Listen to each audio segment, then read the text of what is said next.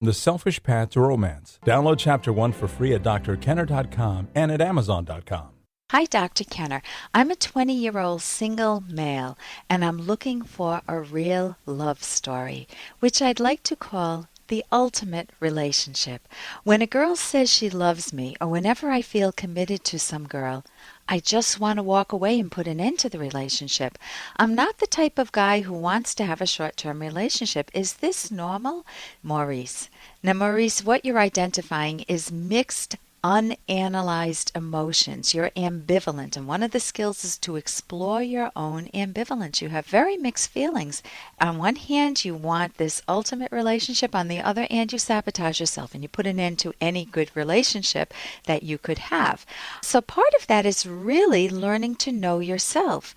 And the answer to your question, why do I do this? Is this normal? The only person that can answer that is you. Why am I doing this? So in a very non-judgmental manner, you don't want to throw up your hands and say, why the heck am I doing this? Because your subconscious will say, well, I don't know. There must be something abnormal about you. If you ask yourself in a gentle, non-judgmental manner, I wonder why I have an urge to walk away from, let's say the girl's name is Meredith right now, and then write on paper what you know. What does your subconscious kick up? And it may be some perfectionist ideas. Perhaps it won't be the ultimate relationship, and I won't know how to break things off without hurting her feelings if it's not perfect.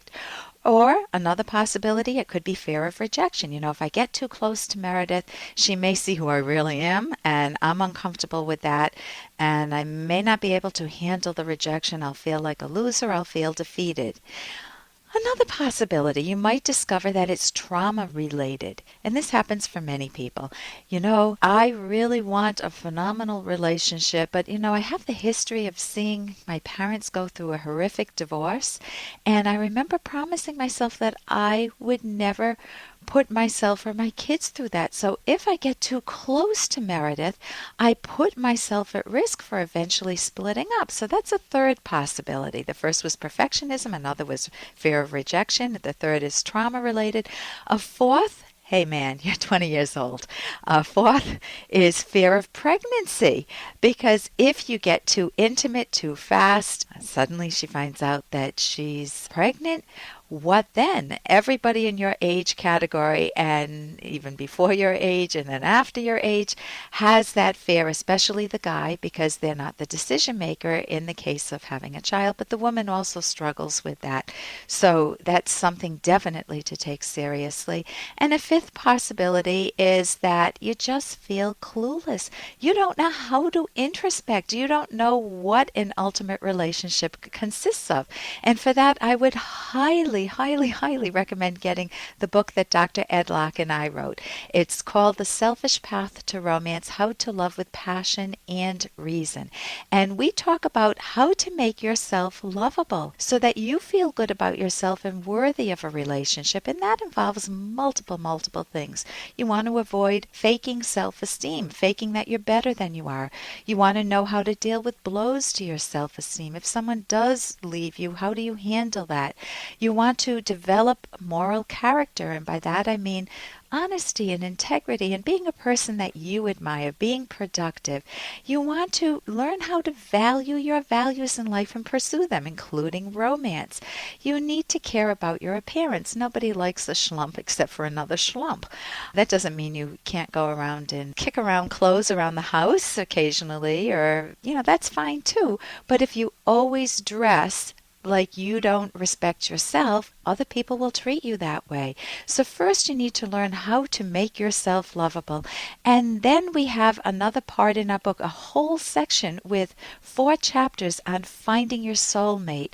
How do you introspect to understand what you're liking about the person and what you're not liking, what you're liking about the relationship, your connection with the person, what you're not liking there. We talk about how to choose the right partners, how do you mesh on all of the multiple things things that anyone needs to mesh on.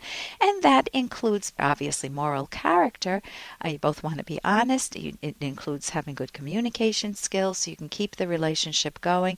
It includes similarity in your values and your tastes. It includes similarity even in your habits. I mean, if one is a night person and one is a morning person, is that going to work out? For some people it does. For some, that's a relationship breaker, even though there are two good people involved.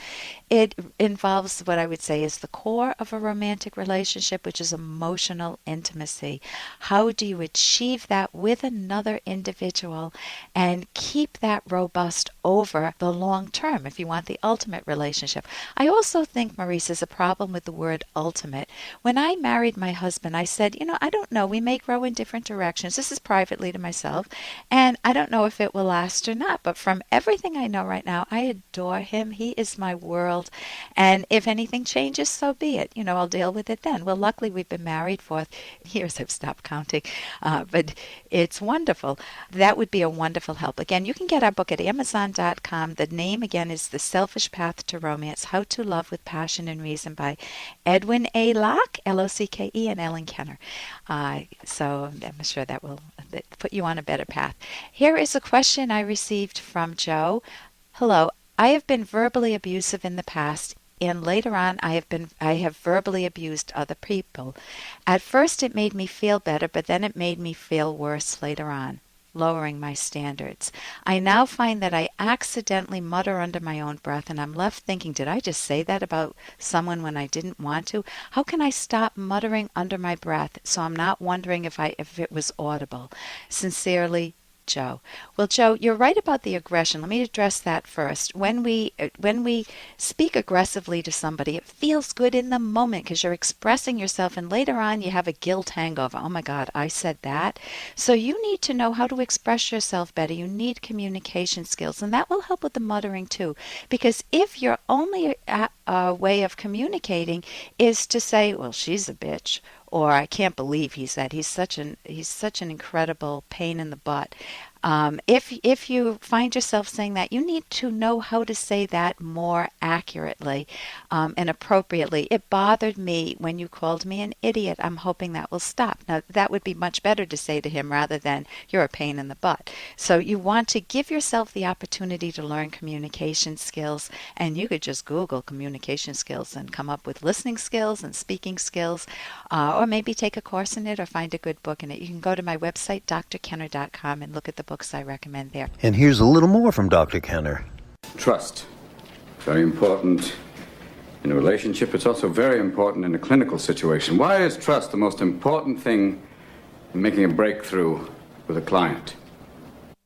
And that's from Goodwill Hunting. And why is trust the most important component in making a breakthrough with a client?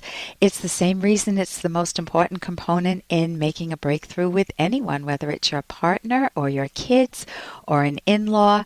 If you need to earn trust is not something someone can, in quotes, give you. It's you need to learn about a person's character, the people you deal with. And sometimes your best friend can bite you, betray you. Sometimes your kids can bite you and betray you, and then they have to earn back the trust, and that takes time. So trust is your evaluation of basically another person's character. Do you trust them or not? Are they honest or not? Are they fact-focused or not? Are they going to level with you or not? And that is critical to all good relationships. For more Dr. Kenner podcast, go to drkenner.com and please listen to this ad. Here's an excerpt from The Selfish Path to Romance, the Serious Romance Guidebook by clinical psychologist Dr. Ellen Kenner and co-author Dr. Edwin Locke. Your romantic partner cannot also be your therapist. The roles are totally different. Your partner can be understanding and supportive, but cannot be responsible for your mental health. If you're riddled with self-doubts, fears, and anxieties, don't ask your partner to put you together again. That is your job, along with the help of a professional. Mental health is important, and psychological problems can be resolved. If you seek professional help, put in the effort and do the introspective work. You need not remain a mystery to yourself. You'll acquire the ability to remove the barriers to your happiness, and you'll make yourself more lovable. You can download Chapter 1 for free by going to drkenner.com. And you can buy The Selfish Path to Romance at amazon.com.